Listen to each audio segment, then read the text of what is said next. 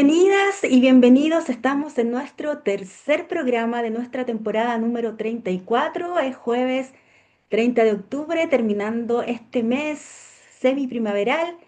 Y estoy muy contenta porque es la primera vez para mí, y espero que sea la primera de muchas conversaciones, con una escritora chilena que nos presenta su primera obra, Polvo, Perros y Putas, su primera novela publicada por Editorial Cuarto Propio. Karin Joannidis, bienvenida a Lecturas Asombrosas. ¿Cómo estás, Karin? Un millón de gracias, Ángel. Estoy muy contenta de estar aquí. Bueno, lo conversaba un poquito antes de pantalla, pero qué rico tener un espacio en que la literatura es protagónica y uno puede sentarse con calma a hablar de su obra. Así que muchas gracias. Hoy estoy muy contenta. Tuve la posibilidad de acompañarte el día del lanzamiento, disfrutar con la gente que te acompañó, ¿cierto? En esa cálida librería de la que leo Román Díaz, ¿sí? En la que leo Román Díaz. Así que invitados también ahí a conseguir esta primera novela de Karin, a quien voy a presentar primeramente para entrar ya de lleno a desmenuzar la maravillosa, cálida, increíble y así, esta historia, esta su primera novela. Karen Ioannidis Nordenflit nació en Santiago de Chile en 1976. Vivió en Francia durante su niñez. De madre copiapina y padre cretense, sus raíces se encuentran soterradas en la profundidad del desierto, más árido del mundo, y en la sequedad de los parajes del Mediterráneo. De formación abogada, su interés por la literatura la llevó a incursionar en el estudio de guiones y talleres literarios. Su perra Frida es fiel fuente de inspiración en la escritura y en su vida. Y como ya dije, Polvo, Perros y Putas es su primera novela. Muchas gracias. Bien. Karin, lo primero que quiero que nos cuentes en esta historia tan nuestra, ¿cierto? Con esta visión tan chilena, pero a la vez tan cosmopolita, ¿qué fue primero? Em, ¿Qué fue primero? ¿Los personajes o la trama? Los personajes, siempre los personajes. Y yo lo he contado varias veces, pero la Celeste, que es la voz que para mí cohesiona toda esta historia, nació como producto de un ejercicio de guión en que me dijeron que teníamos que desarrollar una escena con una prostituta. No una temática a la que yo estuviese en ese momento muy familiarizada, pero me puse a escribir esta escena. Y de repente la voz me pareció tan única y tan maravillosa porque recababa todo este lenguaje oral que yo había escuchado de mi abuela y de mi familia nortina. Y dije, "Ah, aquí hay algo más, aquí hay algo más que una simple escena que va a quedar ahí, abandonada en un rincón". Y me puse a escribir, eh, la Celeste me empezó a contar historias. Me empezó a narrar cómo había sido su infancia, empecé a escucharla y ahí empezaron a hacer los otros personajes. Yo no tenía idea cuál iba a ser el desarrollo de la historia y de hecho hay escenas en las que, y hay capítulos en los que yo todavía me conmuevo de lo que los personajes hacen. Es una cuestión como bien... Yo siento un respeto profundo por esos personajes porque me tuve que sentar a escucharlos. Obviamente cada uno de ellos tiene mucho de la gente que yo conozco y mucho de mí, pero tienen cosas que son particulares de ellos, que no están en mi ADN, y eso es muy impresionante. Y dentro de eso, las cosas y las conductas que ellos desarrollan en esta novela a mí también me fueron sorprendiendo. De repente decía como, ya, esto es mucho, ¿cómo te va a pasar esto? Como conversaciones bien locas con mis personajes. Pero claro, pero hubo muchas horas de solo observación de estos personajes. O sea, yo puedo escribir un capítulo muy rápido, pero ese constructo de un capítulo puede tardar 2, 3 meses porque yo estoy en un personaje, estoy pensando como ese personaje y estoy intentando mirar el mundo como lo mira ese personaje. Pero ellos mandan, ellos me cuentan su historia. Em, Karin, ¿sabes qué? Quiero comentarte qué me pasó a mí con tu novela. y a partir de ahí, de esta apreciación lectora con respecto a la historia, quiero rescatar primero lo que tú dices. Son los personajes los que van contando su historia y se va entrelazando tan bien, porque son ellos en primera persona. Hay un trabajo, no sé si consciente o inconsciente, de la parte psicológica. Son personajes que nosotros conocemos a partir de cómo piensan, de cómo actúan, de las cosas que dejan de hacer, de las cosas que dejan de decir, y tienen una profundidad cada uno, que podría, por ejemplo, yo hice el ejemplo de solo leer las partes de Celeste, por ejemplo, que es mi personaje favorito. O sea, yo creo que ella se merece, no sé, algo ella sola, merece un tributo, la Celeste. Eh, pero está tan bien este puzzle de ir, de que es una historia que abarca, ¿cierto? Desde que los protagonistas tenían 15 años y los vemos ya cuando son adultos, pero que también transitan o sea, es una historia muy personal, muy de personajes, pero al mismo tiempo es nuestra historia de los últimos 50 años, es nuestra historia chilena. Y en eso, y en esa historia chilena, creo que uno de los personajes que se impone, y para mí, como en mi experiencia personal, que vengo del sur, no tengo una experiencia palpable con el desierto. Pero esta novela me deja como, em, como experta en el desierto de... No, no solo en nuestro... Disculpa que estoy entre emocionada y resfriada. Ah, muy- No solo con el desierto nuestro, ¿cierto? Nuestro desierto de Atacama, sino que también con ese juego bonito que se hace dentro de la novela con otros desiertos, con el desierto del Sahara, ¿cierto? Con el Mediterráneo, con Marruecos. Em, Ese trabajo fue intencional, el hecho de que los personajes, la voz narrativa sean los personajes. Pregunta uno. Y dos, eh, para mí el desierto es el cuarto personaje. Es un personaje más. ¿Lo visualizas así también o se dio en este marco de contextualizar esta historia? Sí, voy a partir por la segunda pregunta. Comparto plenamente. Para mí el desierto es protagonista de esta novela de todas maneras. Y el desierto como lenguaje universal, no es solo el desierto de Atacama. Hay una cercanía personal hacia el desierto de Atacama y es lo que yo más conozco. Y me parece que tiene particularidades el desierto chileno sin duda. Pero lo que buscaba, sí fue un ejercicio consciente el querer hablar del desierto como un concepto más amplio. Y esta búsqueda que hace Eduardo de los desiertos a través del mundo para reencontrarse consigo mismo, me parece que es una búsqueda que es propia de quienes han tenido como telón de fondo de su existencia la fragilidad.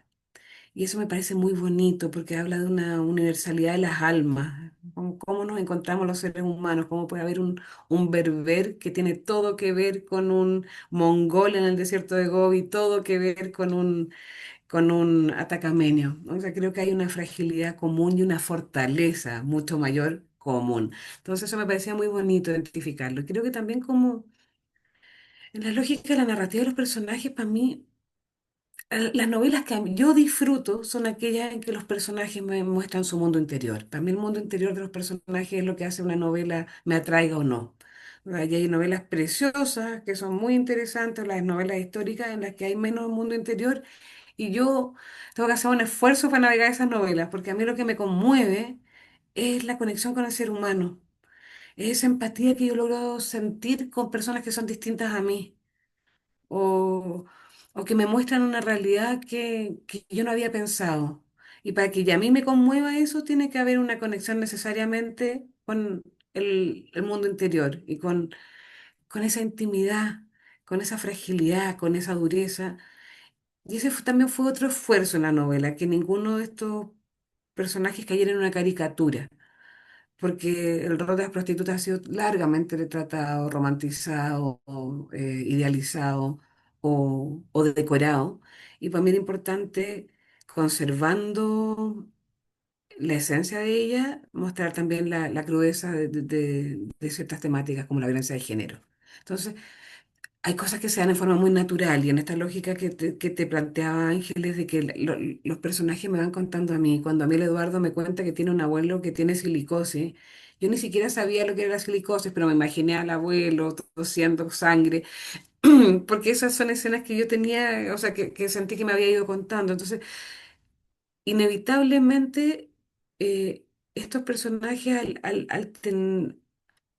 al yo buscar justamente el desarrollo psicológico de ellos para que fueran personajes creíbles y queribles, porque para mí es importante que en el fondo que con nuestras sombras y luces podamos apreciar la globalidad que es bella igual, aunque nos equivoquemos.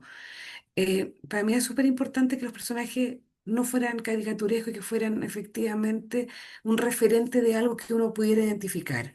O sea, que hubiese algo que uno dijera, bueno, yo he visto un Eduardo, yo sé de qué me estáis hablando, yo he visto una Celeste, yo conozco la fortaleza y las victorias de este país, yo conozco la rabia de las glorias.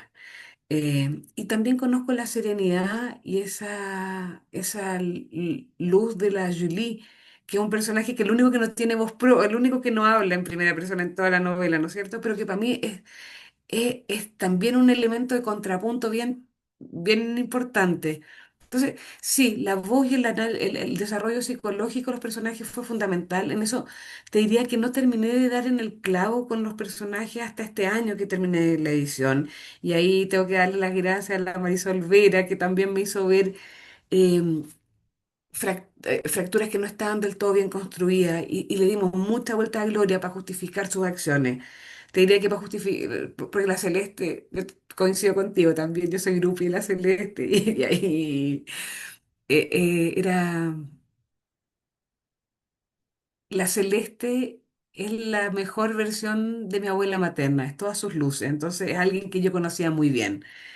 La Victoria es todo eso, todas esas mujeres. Pero la Gloria y Eduardo me costaron, porque además cometen acciones que uno dice, pero el amor de Dios, estas criaturas, no, o sea, se terminan empantanando solo una tras otra. O sea, el proceso de aprendizaje con ellos es bien a golpe. Entonces, eso, encontrarle una coherencia psicológica fue un desafío.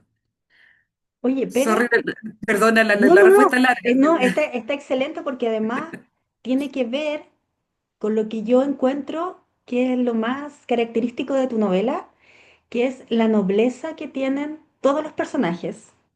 Incluía Julie, ¿cierto? Esta francesa, que es totalmente todo lo contrario de la variedad de mujeres, de las tres mujeres chilenas. Es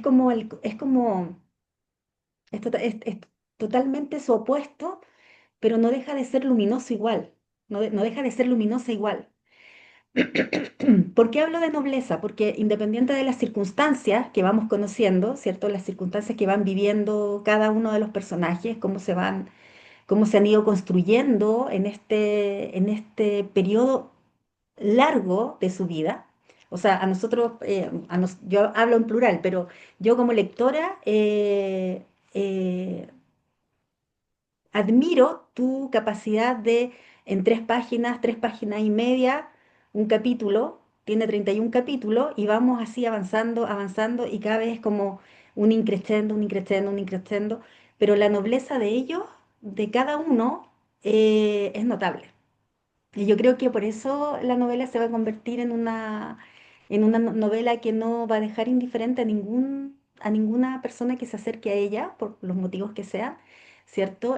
Invitar a nuestros seguidores a que te conozcan a través de esta novela, porque esa nobleza también habla de tus características como persona. O sea, eh,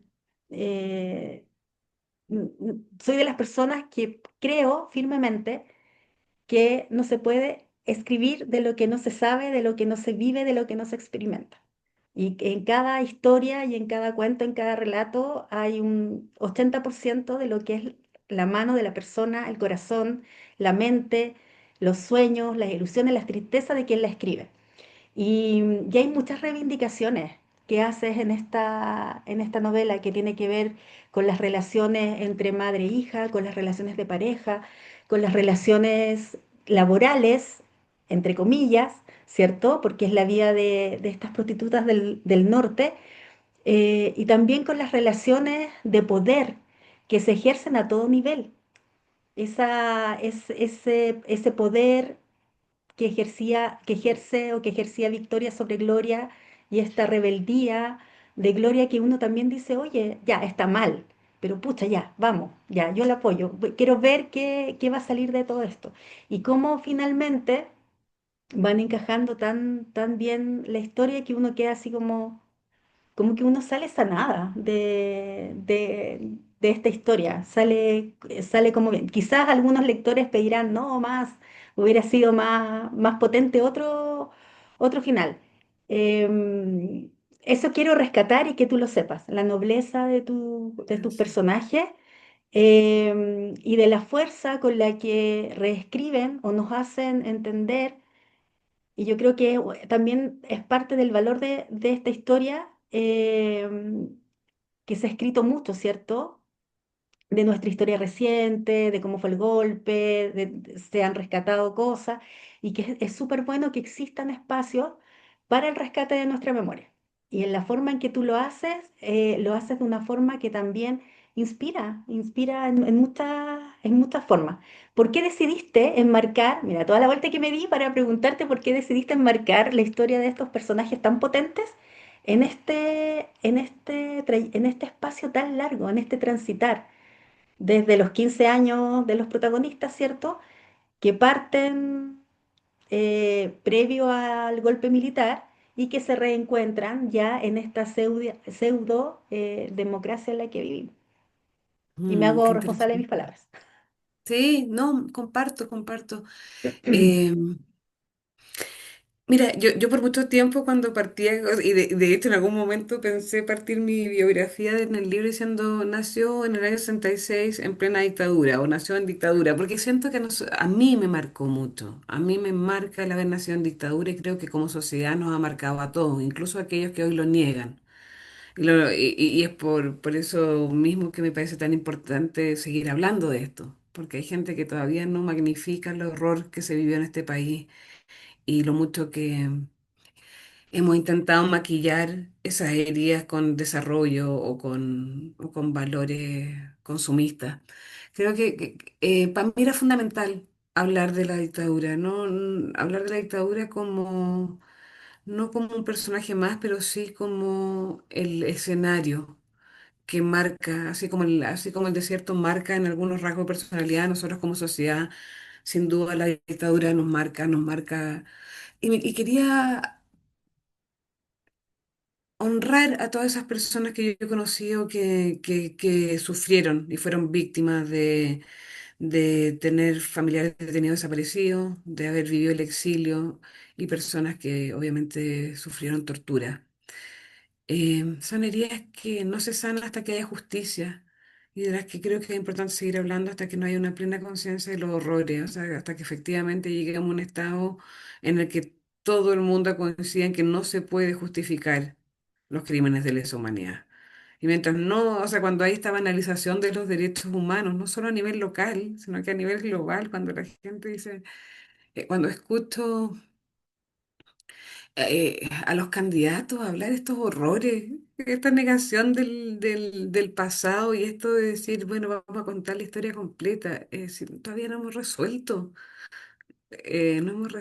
la historia ni parcialmente. Entonces, sí creo que son temas que era importante tratar. Creo que como sociedad chilena, y me encantó eso que dijiste en la pregunta anterior, en la introducción, esto de cómo en el fondo este libro marca 50 años, un periodo que es más o menos la edad que yo tengo, ¿no es cierto? Porque, y es tal vez lo que muestra este libro es lo que yo conozco en forma directa o muy cercana. Son las historias de muchos familiares y amigos. Son las historias de las personas que yo creo que le han seguido dando esperanza a este país. Entonces, y eso de poder tener personajes que se equivocan, que cometen errores garrafales o que incluso se enfrentan a los tabúes más espantosos que, que conoce la humanidad hoy en día, eh, uno puede, yo siento que es importante verlo, no se trata de justificar todo, nos tenemos que hacer cargo de nuestras acciones y tenemos que, pero esto de demonizar o de tratar a definir a una persona por una sola conducta, me parece que también es algo que debemos cuestionarnos. Y en ese sentido, estoy pensando todo el rato en el libro marciano de la Nona Fernández, porque también trata esto, ¿no es cierto? El comandante Ramiro, ¿quién es esta persona? Se define solamente por el homicidio de Jaime Guzmán y cómo podemos ver mil luces detrás de una persona que uno podría simplificar, reducirla. Y a diferencia de lo que pasó con la gente que cometió los horrores y los crímenes de lesa humanidad, hay una diferencia estructural enorme. Y es cuando tú cuentas con el respaldo del Estado y lo haces con una institucionalidad que te justifica cualquier crimen, es muy distinto. No estás corriendo ningún riesgo. Es cobardía. Es distinto. No estoy justificando en ningún caso el terrorismo creo que es una conversación profunda, pero hay gente que hace sinónimos, cosas que no son sinónimos. La institucionalidad que hubo en la dictadura aquí en Chile y que cometió abusos y crímenes de lesa humanidad es- no es comparable con ninguna acción terrorista o con ningún crimen que se pueda provocar por un grupo de personas que tratan de reivindicar algo, ¿verdad? No es comparable. Y esto no es para nada la temática del libro, pero sí creo que uno no puede, o creo yo que sería un error eh, contar la vida de alguien en los años 70 en Chile y no mencionar el golpe o no mencionar las consecuencias de ese episodio.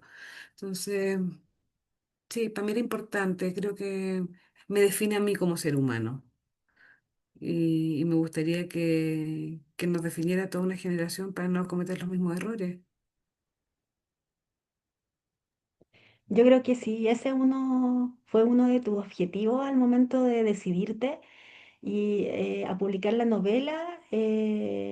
Está súper bien logrado, súper, muy, muy, muy juiciosamente logrado. Y hablando de decisiones, cuéntanos, ¿qué decisiones literarias tuviste que tomar una vez que decidiste em, armar este corpus, antes que se convirtiera, ¿cierto?, en el libro que tengo en las manos?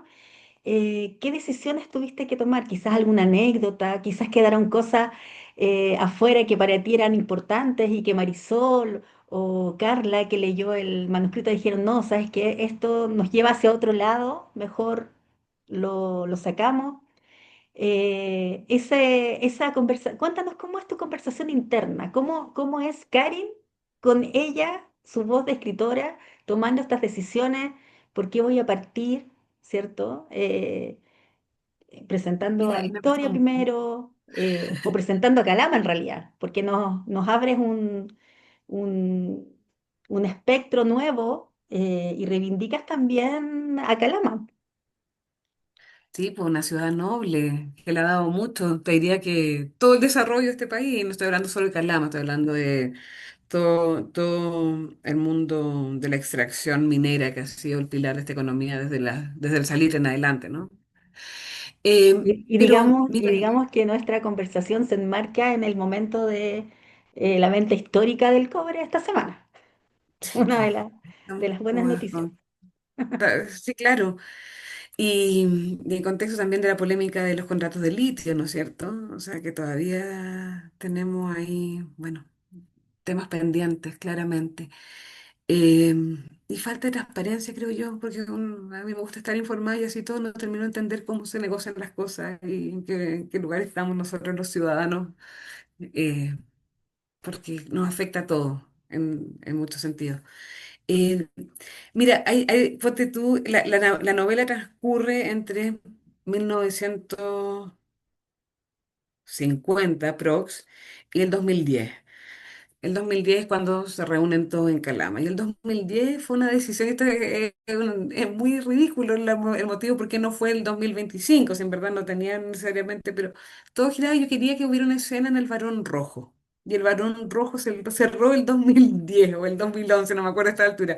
Entonces para mí era importante, porque no es que quisiera hablar del Barón Rojo en particular, pero me parece que era el café con pierna más emblemático que hay.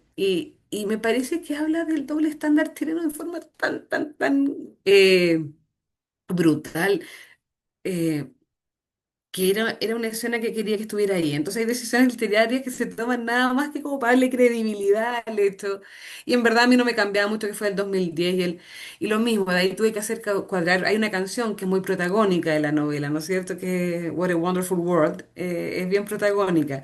Y tenía que hacer calzar que ese fuera el año del lanzamiento de la canción cuando ellos bailan en la bomba, ¿no es cierto? De Calama. Entonces, esas cositas me hicieron tomar.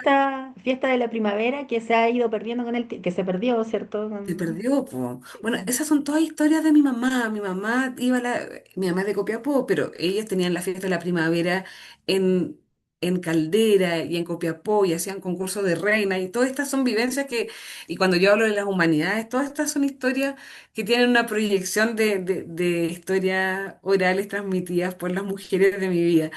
Eh, y es tan, eh, eso, me parecía que era, que en el fondo está lleno de detallitos así que son absolutamente no apreciables para el lector, pero decisiones que marcaron todo en torno a un pequeño capricho que yo me quería dar.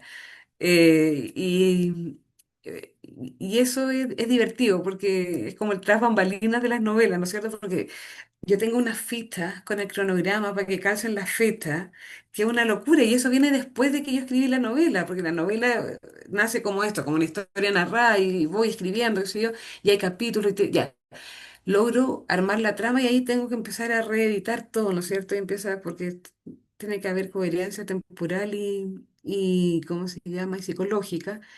Y esa pega de ir y volver en la novela fue súper importante. Ponte tú, me pasó una tontera. Eh, hay un, hay, hay un capítulo en que Eduardo habla de la algarabía que sintió cuando el chistosito lo pendía, se robó la llave cruz para abrir el grifo de la plaza, cuando eran chicos, ¿no es cierto? En Tocopilla. Y esta llave cruz se la robaba de la bomba de bomberos.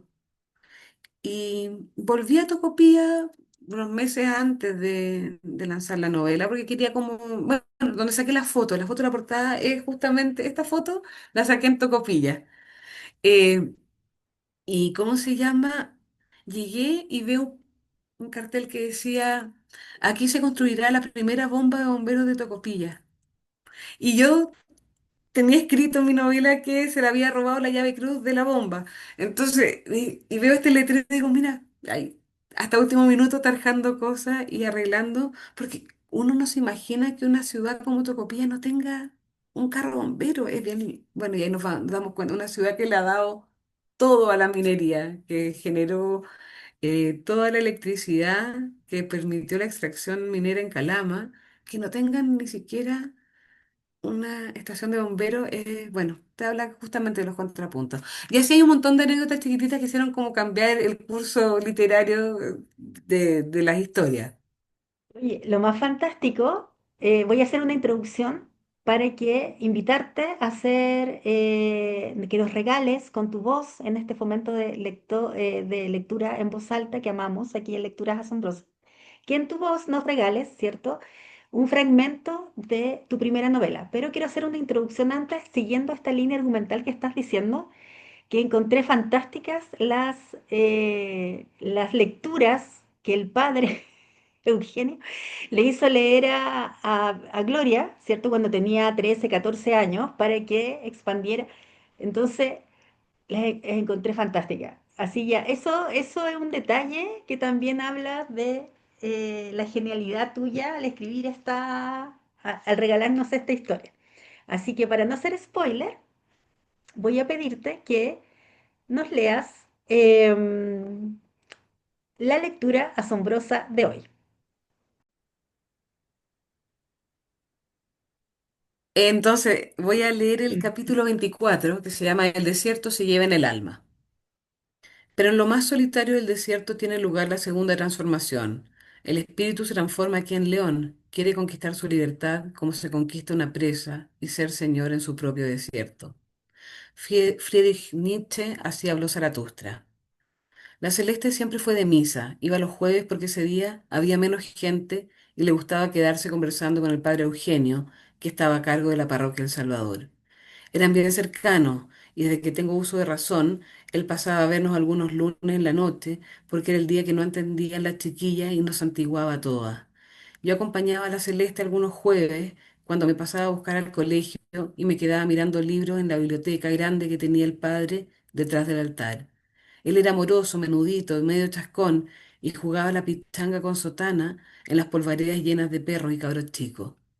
Desde que cumplí los 11 años, empezó a insistir con que yo me alejara de las minitas de cobre. Decía que tenía que buscar otro lugar para aprovechar mis capacidades. Me habló de un internado en Santiago que él conocía y dijo que me podía ayudar a conseguir matrícula. Yo no estaba segura y ni mi mamá ni la Celeste quisieron que yo me fuera sola. Él entendió, pero a cambio me hizo comprometerme con que fuera las tardes a la parroquia a estudiar. Cuando llegaba me tenía un vaso de leche chocolatada con unas galletas Macay de esas con azúcar encima. Me pasaba un libro por semana y me dejaba tareas para que yo aprovechara más el tiempo y mis talentos. Así fui yendo de lunes a viernes casi por 2 años. El padre me tomaba la lección de los libros los jueves antes de que llegara la Celeste y los viernes me pasaba un nuevo texto. Yo antes de los 15 leía a Santo Tomás de Aquino, a San Agustín, a Marx y a Kant, porque es importante conocer a nuestros enemigos también, Glorita. Ahora entiendo que en el fondo era medio facho el padre, pero era tan cristiano que no se le notaba. Para mi cumpleaños número 14 me regaló una Biblia preciosa con portada de cuero y letras doradas.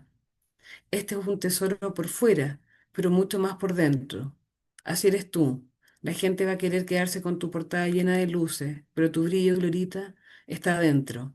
Detrás de toda esa rabia que tienes, no hay más que pena, y debajo de tu pena está toda tu luz. Yo nunca me había sentido así tan pilucha. Se me notaban todas las carencias, y si él las veía, yo ya no me las podía tapar a mí misma. Esa es la gloria. Sí, la Gloria que es hija de Victoria. Oye, qué Exacto. difícil no hacer spoiler cuando te gusta tanto una historia. Una historia. Spoileemos nomás, Ángeles, da lo Sí, mismo. no, hoy no, es que después mis seguidores me dicen, ¿para qué me di cuenta? Me dice, pero si usted nunca, la gracia suya me dice es que no nos deja todo entusiasmados a donde no cuenta a Podemos, donde no cuenta la historia. podemos decir al final, esta zona de spoiler. Zona de spoiler. Sí. ¿Cómo ha sido? Estamos en la efervescencia. Me encanta la palabra efervescente porque significa que Bonita. está toda esta luminosidad, esta cosa de burbuja, todo lo serpenteante que es. Estamos en la efervescencia de la publicación de tu primera novela que ha tenido súper buena crítica. Has tenido conversaciones, entrevistas con otros colegas, has podido, cada uno le da su enfoque, ¿cierto? Y la posibilidad de tenerte hoy en lecturas asombrosas tiene que ver con esta efervescencia. ¿Cómo ha sido para ti el contacto con tus lectores, lectoras? Ya sean tan cercanas como tu núcleo familiar de amigos, como gente como yo, que no nos conocíamos anteriormente, te interpela o te felicita. Cuéntanos cómo ha sido esa experiencia para ti, de lo que va publicada la novela. Sí, no, ha sido súper bonito y bien. Hay como siento una gratitud profunda con el proceso, porque llevo tanto tiempo trabajando esta novela. Fueron más de, o sea, desde que comencé a trabajar el primer personaje hasta que se publicó, pasaron 13 años.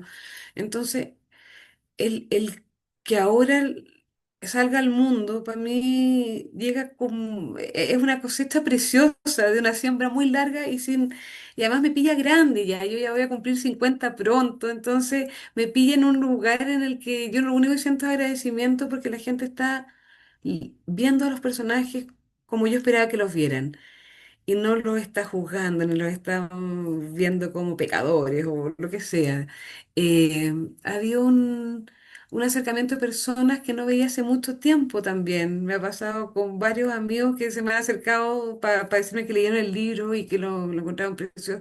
Y gente que no conozco que ha leído el libro, eso es súper emocionante porque o sea, hay infinidad de libros maravillosos hoy en día para leer y que alguien escoja libremente yo encuentro que es un regalo. Todo esto es un regalo para mí.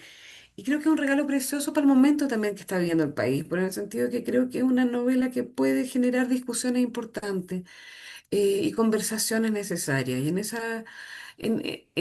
en ese marco creo que es muy afortunado que haya ocurrido. Nada estaba planificado, esto es como toda obra del círculo divino o virtuoso que se ha dado solo.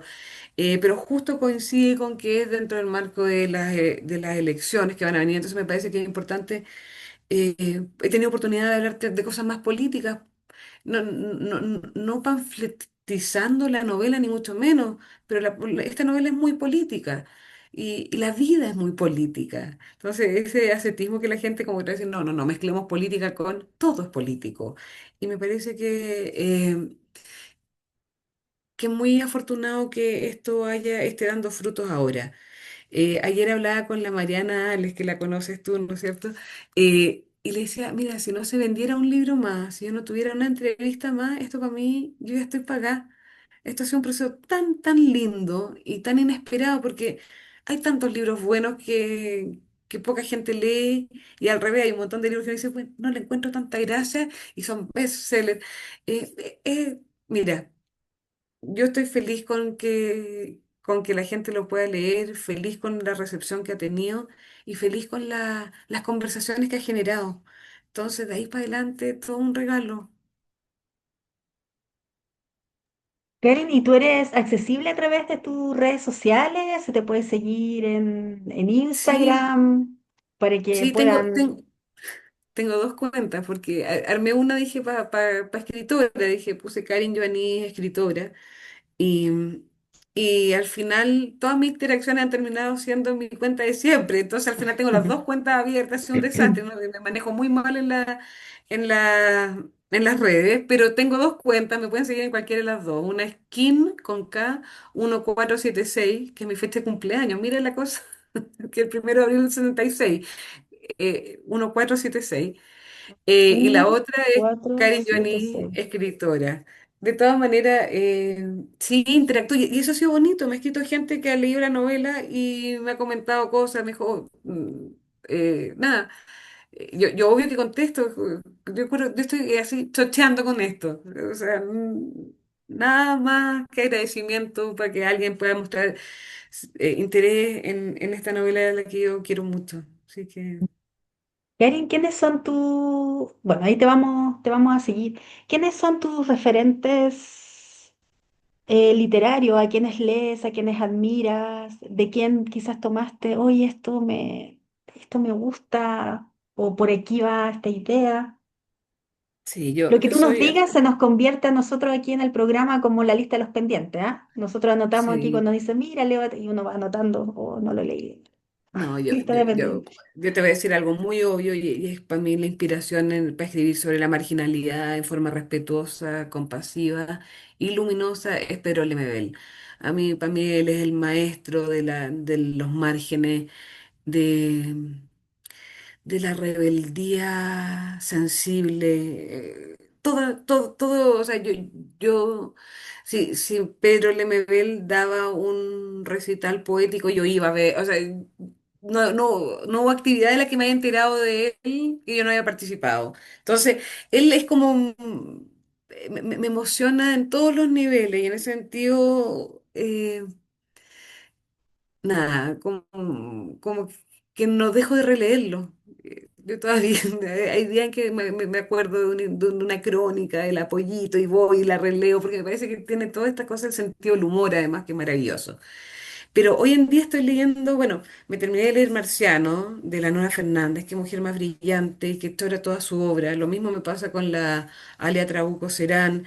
eh, que tanto las homicidas como limpias, y me parece que además están siendo, ellos hacen una crítica social de distintos niveles, lo mismo y he nombrado harto también a la Lina Meruane. eh, Palestina en pedazos me parece una obra necesaria, indispensable, todo el mundo debería leerla en el contexto actual de las aberraciones que se viven en Gaza, entendiendo un poquito más el contexto. Y esto se escribió 3 años antes de que empezara, obviamente, esta nueva etapa cruel en Gaza y las locuras de Netanyahu. Em, es súper interesante lo que hacen, porque además hay este juego como de la universalidad, ¿no es cierto? De historias locales, cómo vemos a la violencia de género, cómo cuestionamos los estamentos, las estructuras sociales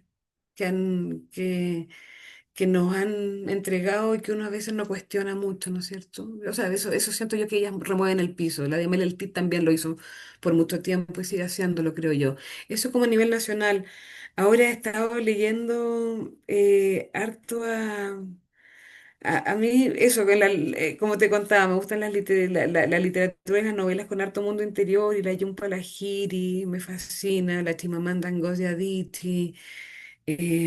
Me gusta mucho la Nicole Krauss, que es una escritora norteamericana, que desarrolla, me gustan los personajes menos atractivos en teoría y los termina transformando en estos personajes que uno quiere conocer para siempre. La Jhumpa Lahiri, que tiene esta maravilla de crear mundos y hablar de la discriminación contando pequeñas historias también. Estoy leyendo ahora la Leila Guerriero con La Llamada, que es una novela periodística, y estoy alucinando. Me terminé hace poco La Trenza no me acuerdo el nombre, el apellido es Colombani, una novela preciosa que entrelaza tres historias de mujeres en distintos lugares del mundo que sufren pese a las distintas realidades sociales, muestran esto de las estructuras preestablecidas y cómo nos arrastran, pese a que estemos en el lugar más acomodado del mundo, como puede ser en términos ideológicos Canadá y en India, en un pueblo que abusa de las personas que están en castas inferiores. Entonces, eh, hay tanto libro bueno hoy en día. Yo tengo un acto de libros pendientes para el 2025 que no sé si voy a alcanzar a leer, eh, pero, pero está bonito el marco lector hoy en día. Hay hartas opciones. Obviamente están las clásicas de siempre y que hay gente que puede mirarlas en menos, pero yo las admiro profundamente. Isabel Allende a mí me parece una mujer fantástica, historias increíbles, te las leí así y te remueven y te hacen pensar distinto. La Francisca Solar con lo que está haciendo también. O sea, te pone a mirar las cosas de una perspectiva distinta, aun cuando puedan parecer menos combativas. A mí me parece que generan un montón de apertura y Zambra es brutal como escribe este hombre. A mí me, me genera admiración profunda la simpleza con la que describe emociones. O sea, en 2 líneas te hace sentir toda la nostalgia de tu infancia. Es una cuestión bien bonita lo que hacen. Eso, tengo, sí, Sí. infinitos autores Oye, yo que... te voy a hacer un regalo para que aumentes tu Dale, lista de me lo pendientes. anoto. Sí, voy a invitar a que conozcas a Laila Martínez, que es una escritora española. Fue publicada acá en Chile por Laurel. ¿Ya? Eh, Ella tiene varias novelas, pero la que yo leí y tuve la posibilidad de entrevistarla también en Lecturas Asombrosas, eh, se llama Carcoma. Me lo Y anoto. Ya. sí, cuando no tiene que ser ninguna prioridad, pero cuando te voy a dejar invitada que cuando la leas tengamos una conversación, porque entre su narrativa y la tuya hay similitudes muy agradables, muy, muy agradables. De hecho, cuando leía tu novela, me recordaba un poco a la historia que nos cuenta Laila en Carcoma. No es el mismo tema, no es, pero ella también se enmarca en el periodo de finales de la Guerra Civil Española con la actualidad. Entonces Ah, ya qué chulo. hay un marco de referencia. Y su forma narrativa también va contando los dos personajes femeninos, además, que también es otra característica en la que se asemejan. Para mí gratamente, porque como lectora me hace, ¿cómo se llama? Hacer estos juegos de ir categorizando en forma positiva mis lecturas. Entonces, también sus protagonistas son mujeres femeninas y tienen una relación de abuela y nieta en este caso. Así que te dejo súper Voy a leerla de invitada todas a que maneras. la leas. Y también es una chica fantástica, es más joven que nosotras dos, pero incluso esa novela de ella me contaba cuando la entrevisté que la llevaron a teatro en España. Mira qué chulo. Claro, Lo voy a la leer de llevaron a todas teatro. maneras. Sí, y ahí está el otro punto de de convergencia contigo, porque dentro de tu biografía, ¿cierto? Se nos señala que has tomado cursos de guión, de dramaturgia. Entonces, Sí. mira, todo este marco, toda esta cosa de enmarcar a la Laila contigo es para, ¿cuándo se nos viene, po? ¿Cuándo se nos viene esto en obra de teatro? Yo Tipo, ya veo. sí, yo, Marquesina y mira, todo. yo lo como estaba conversando con mi hermana ayer, yo conozco al Tato Moreno, que lo admiro muchísimo. Él es también copiapino, entonces somos medio familiares ahí. Y decía, voy a llamar al Tato y le voy a decir, "Ah, tenemos que hacer algo con esta novela, que podemos hacer algo bonito". Sí, pues él es el escritor del Amante Fascista y ¿cómo se llama?, múltiples obras.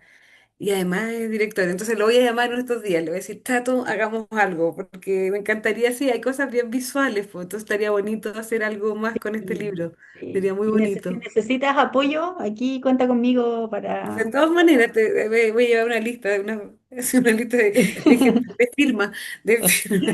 Sí, que queremos la obra de teatro, la obra de teatro. Sí, Em, Estaba pensando también cuando hacía este análisis de tu novela, que lo voy haciendo a medida que voy haciendo estas lecturas como en profundidad, que me gusta tanto, porque me gusta como desentrañar, imaginar en qué minuto o cómo escribiste esta novela, si la escribiste, no sé, de madrugada o de repente te fuiste a dormir y tuviste que despertarte porque, no sé, la Celeste te empezó a maquinar algo, no sé, pues cosas que los lectores guardamos, lo que callamos los lectores cuando leemos alguna novela. Eh, Estamos en esta efervescencia, eres dramaturga. Ojalá que en algún minuto esta novela podamos presenciarla en las tablas. ¿Estás en algún proceso creativo literario actualmente o estás descansando de estos años arduos de trabajo? no, no, estoy escribiendo hace un rato una segunda novela, porque como te comentaba, Polvo, Perro y Puta fue una novela que, eso, como que la maceré harto rato, estaba ahí, ha descansado, he ido, he vuelto. Entonces te diría que los últimos 3 años empecé a trabajar en otra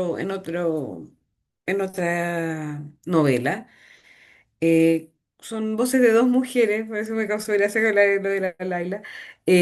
Son voces de dos mujeres, una suegra y su nuera, que tienen un duelo en común. Y este duelo lo van a vivir juntas en un viaje a Grecia. Y ahí voy a juntar mis raíces griegas con... Porque estas son mis raíces maternas, las de Polvo, Perro y Puta. Y en el próximo libro, que aún no tiene nombre, estoy ahí dudando aún, eh, pretendo evocar mis raíces helénicas. Y ellos se van en un viaje que va a ser muy sanador, creo yo, para ella en la isla de Creta. Em, Comparten secretos de familia, comparten eh, una mirada y una reflexiones sobre el cinismo, el doble estándar, la homosexualidad, hartas temáticas que me parecen importantes Y es también una novela en la que el mundo interior de los personajes es fundamental. Y todavía no me han terminado de contar la historia, así que no sé cómo va a terminar, no sé si va a haber reencuentro o no va a haber reencuentro, estoy ahí. Yo también muy curiosa de saber qué me traen ellas, porque debo ir como en el capítulo 13 y me queda un rato. Yo igual espero Mm, ahora a fin de año ya sentarme a escribir, así como mm. con más tiempo.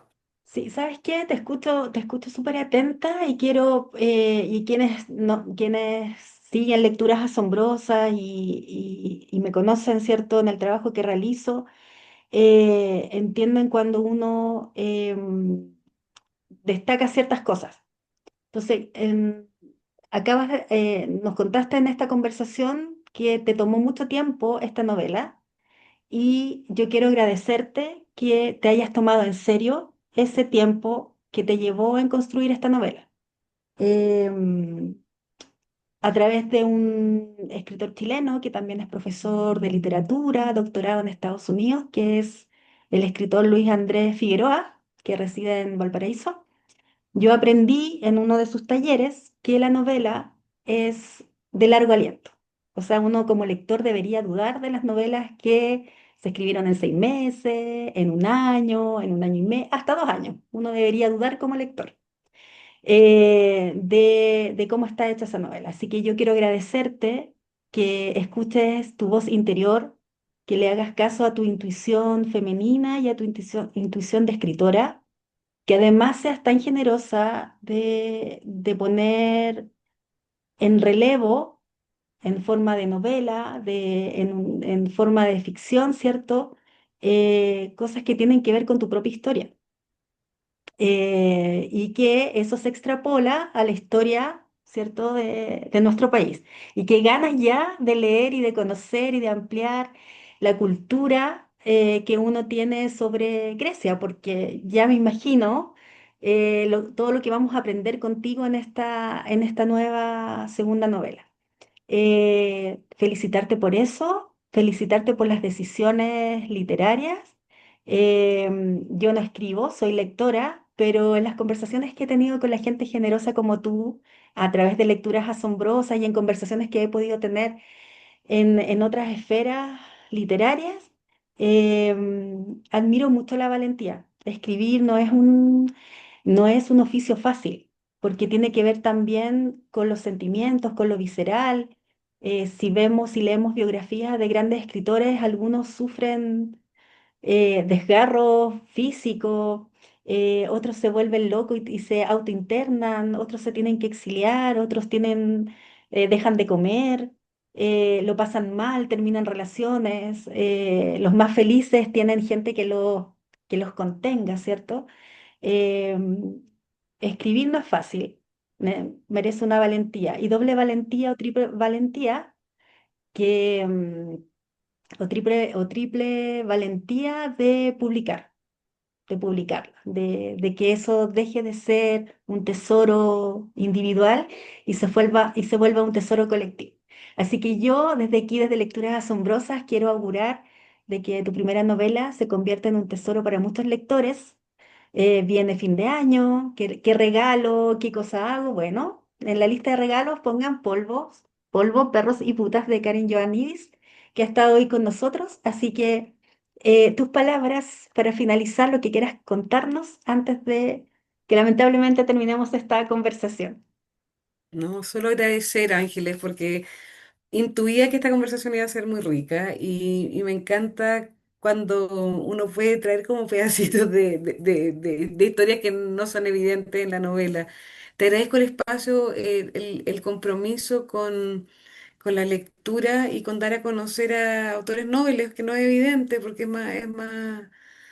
vende más, supongo, lo conocido. Y en ese sentido, valoro mucho, mucho este espacio la cercanía con la que he preparado esta entrevista. O sea, me siento muy, muy acogida y lo valoro muchísimo. Así que solo agradecerte, decirle a la gente que ojalá que cuando lo lean lo disfruten y que si me quieren hacer llegar sus comentarios y hay alguna temática que estimen que tenemos que discutir. Yo feliz porque me gusta que genere debate esta novela. Sí, yo quiero hablar de, o sea, para terminar, que al principio encontré muy impasible a Eduardo, al principio.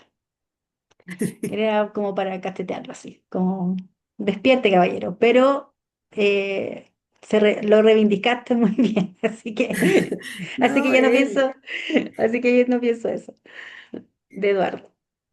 hizo su propio camino del héroe, Eduardo, ahí, pues, ahí tuvo Sí, sus luces y sombras, sí. sí. Así que ahí se convirtió ahí en Circe se llamaba la. Circe fue la que retuvo a Hércules por 7 años. Circe se llamaba, Ah, ¿no? yo quiero decirse, sí, tienes toda razón, qué buena, qué buena analogía, me encanta. Algo así. Querida Karin, te agradezco mucho. Agradecer a Mariana Ales, que gracias a ella tenemos esta posibilidad de conversación, ¿cierto? De pensar en mí también como un espacio en que podemos llegar a más lectores, a entusiasmar en esta lectura. Agradecerte por la lectura asombrosa de hoy, que tiene que ver también con las cosas bonitas que nos regalas en la historia de Polvo, Perros y Putas, las 3P, como es conocida ahí Calama. Así que a ustedes, queridos seguidores, a dejar los invitados que puedan promover. Mira, ahí está, Ahí está la Frida. Frida, Frida, hola quería hermosa. conocerte. Oye, por aquí no sé por qué hoy día no apareció la Mila. La Mila siempre anda ahí, mi gatita. Hermosa la Frida, que te sigue inspirando. Y este espacio, Karin, como siempre digo antes de finalizar, es un espacio abierto para cuando quieras conversar de tus obras y también de algún tema interesante, de algo que quieras compartir con nosotros. También eres muy, muy bienvenida. Te lo agradezco muchísimo, me encantó estar acá y que la Frida quiera subirse, esto no es habitual, así que ella también se sintió muy cómoda. Gracias, Frida. Gracias a todos ustedes. Soy Ángeles Barrera Jofré. Esto es Lecturas Asombrosas. Pueden hacer sus comentarios aquí abajito del video e invitar a que se inscriban en mi canal de YouTube Ángeles Barrera Jofré /Lecturas Asombrosas. Así que los espero el próximo jueves. Muchas gracias. Gracias, Karin. A ti un abrazo. Gracias, gracias.